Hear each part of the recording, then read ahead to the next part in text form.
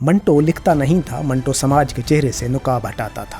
اس نے وہ باتیں لکھیں جسے ہم زبان پر لانے سے شرماتے ہیں۔ اس نے کہا، اگر میری تحریریں تمہیں بے حیائی لگتی ہیں تو سوچو یہ سب میں نے لکھا نہیں، تمہارے معاشرے سے لیا ہے۔ مگر ہم نے کیا کیا؟ ہم نے منٹو پر الزام لگایا کہ اس کے قلم کو مجرم بنا دیا کیونکہ وہ آئینہ دکھاتا تھا۔ ہم نے سچ پر مقدمہ چلایا اور جھوٹ کو عزت دی۔ منٹو نے کسی کی عزت پامال نہیں کی، اس نے انسان کا ضمیر بے نقاب کیا۔ اس نے بتایا کہ گندگی جسم میں نہیں ہوتی، نیت میں ہوتی ہے۔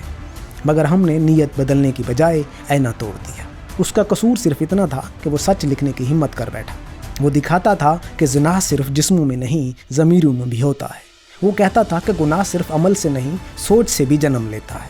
ہم نے منٹو کو دفن کر دیا تاکہ خود کو محفوظ سمجھ سکے، مگر سچ دفن نہیں ہوتا۔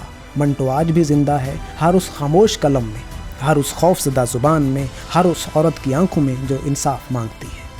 منٹو آئینہ تھا، ہم چہرہ۔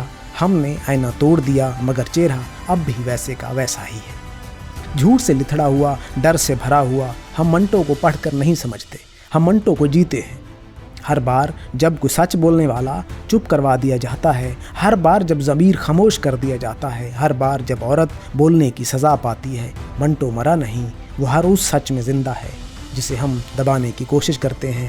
وہ لفظ نہیں، ضمیر ہے، اور ضمیر کبھی مرتا نہیں۔